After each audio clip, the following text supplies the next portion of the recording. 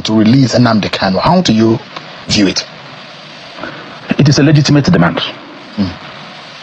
And I support the protest. Way many Nigerians are in support of the protest. And my position on this has been clear even from when President Buhari forcefully took him away from Kenya. As far as I'm concerned, Nnamdi Kanu did not do anything that will warrant his detention for 5 years. Nnamdi Kanu, there is no evidence to show that he killed anybody. There's no evidence to show that he carried arms. That's for the court to determine. This matter is serious. Nnamdi Kanu's issues. It's serious, getting tougher, getting serious. Now this is done. I just want you to listen to what he said on this video. If you agree with him, yes or no, what he said, because he said a lot on this video that this is Nnamdi Kanu is not just there for this thing, that is just the top politicians, some of them from the East, and top businessmen are the reasons why Nnamdi Kanu is not being released. So they know that if Nnamdi Kanu is being released today, some of them, those politicians, some of them, their political career will be dead completely. And they know, these politicians, they know already is the reason why Nnamdi Kanu is not being released. They know this. Some of them do not want him out of that detention because they know his capacity, what he can do after he's being released. But because of that, you can't keep him there forever for offenses not being committed. Do you understand? He has to be released, whether they like it or not, now or later. And if you look at it, no charges, nothing. So it's not asking Tinubu to release him. Yeah, it was not Tinubu who arrested him, but Tinubu have the power to do so because court has already asked him to go. As in, you have done all of those things already. Why keeping him in detention? And now, the protest. Anyways, just listen to that here on this video. Then I want to know if you agree with everything he said, yes or no. What do you think? Please leave your honest comment and subscribe to this YouTube channel. We'll come back and talk about it. That is in trial. But if the courts are keeping somebody for 5 years and they have not been able to try him, is that illegitimate? Of course, the court. You can see. Hasn't the court decided on this matter when it came to the issue of his bail before the Court of Appeal? He was discharged and acquitted. So as far as I'm concerned, you started with the court. Sheung, I, like most Nigerians, are not persuaded in any manner with what is going in the courts. And I will not also be persuaded, whatever judgment, either way or the other, that comes out from the courts. Because there is a deliberate attempt. I say so when President Buhari was in office. There are people who have committed heinous crimes in this country. They have murdered people, they have kidnapped people, they have raped women, they have killed children, they have done all sorts of things. There are people aiding and abetting them. There are people who have gone to their domain, talking with them. We are aware of helicopters dropping food, dropping ammunition in the bush, which of course our security had the capacity to trap. Sheung, Nnamdi Kanu did not do any of those.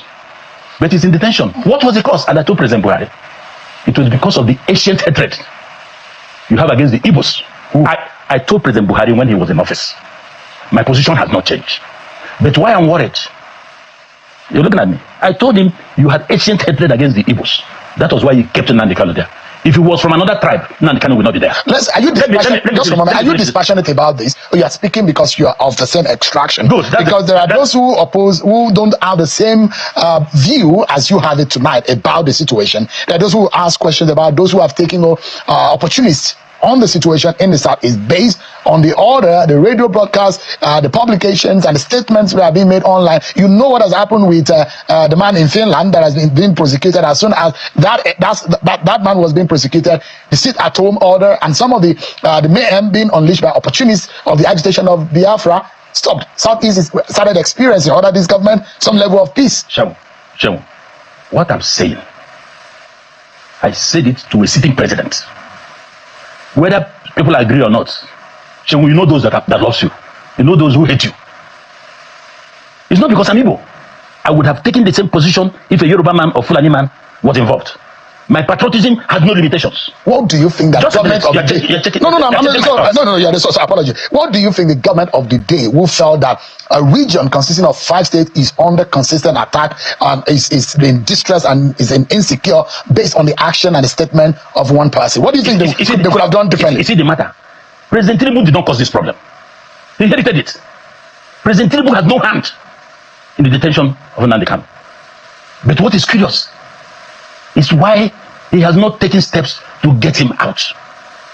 He has no hand. He didn't take him there. As a lawyer, you think how easy would that be to establish a non-prosecution on a matter of national security? What is the national security? These are things that people manufacture to justify their positions. Nnamdi Kanu is facing one of the highest criminal offenses, and that is what? Terrorism charges against him. Can you define terrorism? No, that's what for the courts to tell. No, that's what I'm saying. That's what I'm saying. And all the others, all those people that did all the things I aforementioned, none was charged of terrorism. I have explained to you, Nnamdi Kanu has the right to demand peacefully for anything for his people.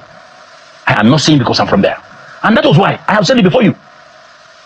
President Tinubu, get him out of this. He has no hand in it. But he's in a position to rectify it. He knew the truth.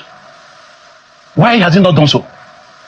You see, people are talking about some interest group. People are saying, don't release him. It will disbalance this, disbalance that. The truth is that Nnamdi Kanu, as we said that time to President Buhari, go and discuss with Nnamdi Kanu. You don't have to look for him in this manner. This is somebody. Look at what is happening today. He did not talk to anybody. If he was outside, they say he has sponsored everybody. Okay. Showore that he's taking this thing on his own now, based on his struggles. He's not an Igbo. You were not able to tell Showore this because he's not Igbo. If it was Iwuanyanwu, you say, hey, he has come. So we should forget about all these mundane issues and considerations. What is bad is bad. What is not good must be condemned no matter who is involved. President Tinubu, yes, we agree there are some people in the southeast who do not want Nnamdi Kanu out. Really? There are people like that? I can say it authoritatively. Who are those? There are some top businessmen who are involved in businesses in Abuja, oil and all that. There are some top politicians who are of the view, and which is correct, that if Nnamdi Kanu comes today, there are people whose political career will come to an end permanently without him saying a word. Nnamdi Kanu has been loved by the people. It's like when they were chasing Fubara. You heard me say so here. I told President Tinubu, if the issue about 2027, the person to do business with is Fubara.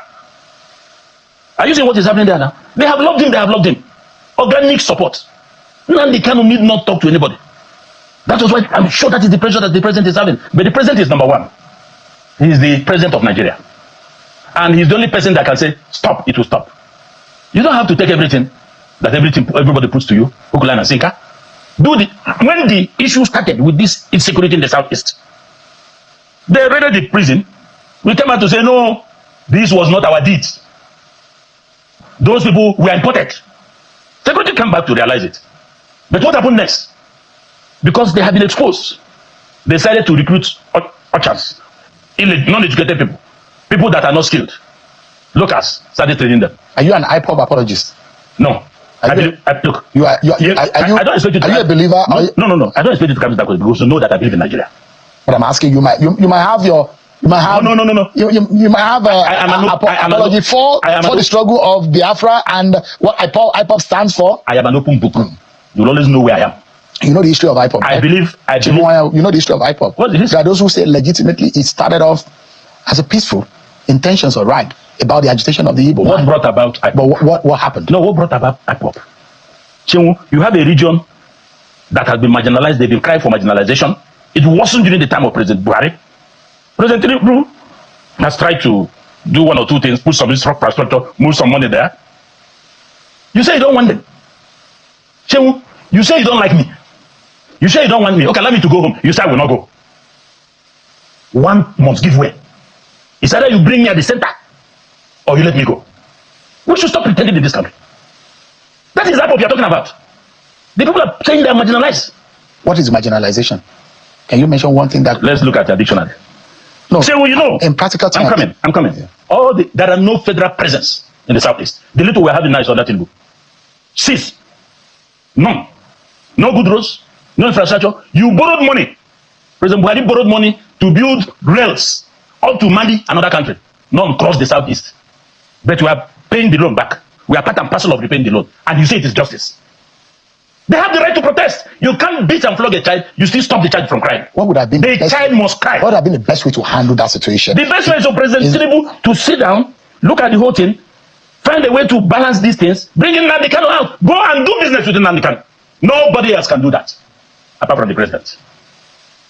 If you subdue this one, expect it again and again and again.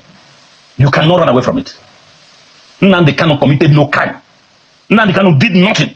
He did not kill anybody. He did not move arms. It's not for you to decide. The matter is in court. The truth is naked. I don't need to. The truth is naked. It is not for you. As a lawyer, you are a servant before the temple of justice. And you know what it means when a matter is before the court. You cannot say Nnamdi Kanu did nothing when the court is still assessing and trying the matter. No, you are wrong. You are wrong. You are wrong on that note. You are wrong, sir. No, sir. You are wrong on the note to say it's a matter of law. It will get to this. It's subjudice for you to say. Yes, sir. When people will stop listening to what you're talking about. Let me tell you an experience I had in 1992. I was in NIPS. Part of the programs in NIPS is you have local tours, African tours, and outside tour. My group went to Kano, Imo, then Cameroon, then Brazil. Was it Brazil? Brazil, yes. When we got to Cameroon, the chief of army staff, General Iwuanyanwu, was given instruction by this Povia on certain things. Commander-in-Chief, he said, Mr. President, this order is illegal. I will not obey it. In Cameroon, and I'm ready to take the consequences. That thing was boiling before we left for our foreign tours. It will get to a point in this country, unless we redress judiciary, we redress what we are doing to Nigerian people will start taking the laws. Chief Iwuanyanwu, just for a moment, sir. The reason why I said you're wrong, sir, and you are a very senior lawyer, you know that when a matter is yet to be decided before the court, you do not take it out of the mouth of justice. Allow the court to have decided the matter. That's why I said this is not the court of law. The court has decided the issue of Nnamdi Kanu. Just a moment. The court has decided. The court has not freed Nnamdi Kanu. The court has freed Nnamdi Kanu. The court of appeal. Just a moment, sir. The court has not decided on the trial of Nnamdi Kanu. It's still in process. The man is still under detention, and the matter is before the court. And I'm saying, as a lawyer, you know that it is not right. It's subjudice for you to now determine for the court on television what the court is still trying at the moment. Let me tell you. You can do what you like. You can say what you like. I have the right to say I don't believe in what you are doing. It is my inalienable right. You can even sentence me. It is my right. When I see that everything has been compromised in this country, when nobody can get justice, is it in election matters? And that's why there's no development. People are no longer having confidence in what should have given them the hope that tomorrow will be better. Nnamdi Kanu's case is a case that President Tinubu must address. All these things that are happening today, they're not necessary. How do you think he will address it? Is it a political or judicial manner in which he will address it? How? You see, even from the time President Buhari was here, leaders of thought in Igbo land met him. He dismissed it, that it is in court. Governors, 5 governors, led by Hope Uzodinma, whom they are accusing now, erroneously. They don't know the job these people are making to get this man out. But you see, people write nonsense in the media. So Hope Uzodinma is at the forefront of fighting for Nnamdi Kanu. Hope Uzodinma, OT, these are the 2 people I know very well. Abaribe? No, I'm talking of governors. Okay. So but there are people, just like the job Hope is doing in you, people will come and write nonsense. Imo now is Dubai. The people will go to internet, those who have not come home for more than 5 years. They will read down and write. They don't know the effort these people are making. They say they have told people not to release him. They told me not to. Where are your facts? My intel has told me about the governors, and I have told about politicians and businessmen who are afraid of Nnamdi Kanu's release. Let the president. I told you, Shehu, in this station, if we have decided not to release Nnamdi Kanu, bring his body to Ego Square. Let us use him for barbecue. Let his enemies come and chop from the meat, so that we can close this matter permanently. If you were President Tinubu and you decide to release Nnamdi, how would you go about it? I will call the Igbo leaders, call the governors, take Nnamdi Kanu, file a knowledge political, hand Nnamdi Kanu to them. Let him do any other nonsense when he comes out. I'll call the leaders in Igbo land, call all of them. Nnamdi Kanu did not do anything to deserve all this. Can the leaders in Igbo land actually curtail any excesses that come from the actions of Nnamdi Kanu? Can they control him? Did Nnamdi Kanu fall from the sky? Did he fall from the sky? Does he have people that he listens to? Even a madman. You can see violent madmen and women. You know they fall in love. You see madmen, you don't hear them. But when they are falling in love, when they see that they are lovers, they will change. They become ice water. He didn't fall from the sky. So every madman has somebody that will talk to him and he will listen. There are people in Nnamdi Kanu listens to. Call leaders. File a knowledge. Call leaders in Igbo land. Call leaders of thought. Bring them to the villa. Take your son. We are giving him to you. Release him. All these things happen. If not for the good governors we have in the southeast, nothing will work there. We have the best governors in the region now. I am saying it without hesitation. They are working. From Hope to OT to Mba and all that. If not, they have frustrated the economy of the place. In a year, we lost almost 7 trillion naira. but they're doing their best to put infrastructure, to empower people, and to do those things, health, education. We are people that work hard. People should stop hating us. So, the Igbo man is the easiest person to deal with if you have his code. And what is the code of the Igbo man? It's not for the public. You have to go again. Trade and commerce. It's interesting, and if you look at the conversation I had with Governor Soludo yesterday, and he said something that the Igbo man needs to be more accommodating, that if you're an itinerant person, you cannot be seen in a certain light. But he was saying they are not accommodating? No. Okay. He was talking about how to resolving this matter, and he said his mind. But in a national security prism, how do you explain it to those who are, because justice, they say, justice is not only to be served on the victim, justice to the public, justice to the person who has been prosecuted. So in that sense, there are those who have been on the receiving side of the actions. And if you look at Simon Ekpa, just a moment, sir, let me land on the thought. There are people who have been named and killed by in the name of Nnamdi Kanu. No, so that's the question I'm asking. That is the trajectory just a moment, there are those who ask questions that the intent may be good, but there are opportunities who have taken advantage of it. Take, for example, someone who went to Owerri to visit a former political advisor to Ahmed Gulak, and was maimed on his way to the airport. And you look at someone like Simon Ekpa, and those who say, in the manner in which he was prosecuted in Finland, has brought some peace in the Southeast region. So from the political point of view, there is what you've said, but the security point of view, how do you deal with it? Nnamdi Kanu has spoken about Simon Ekpa. Most of the things he did was not on his instructions. He didn't hide it even in court. You see, when you have situations like this, you have different groups, imagine, for their own interest. I had not heard, and I did not hear from any Igbo man of substance that supported Simon Ekpa. Nnamdi Kanu has said in court, open court, get me out of here. All this nonsense is going on in Igbo land, in the southeastern state, will stop. Yeah, he didn't press anybody. He's not somebody that will chicken out or be lenient with his presentations. He's straight. When he wants to shoot, he will shoot. He says that this is an animal kingdom. This is not a nation. No. It's part of some of the things that he has said. You see, there are many people that I don't want to start calling names. There are people in this country who say they don't believe in Nigeria. Most of them have found themselves in cabinet. There are many people who have said all sorts of things against Nigeria. It's those of us who believe in this country till tomorrow. Even when AdPop was hot, I was on television, I said it that I am for Nigeria.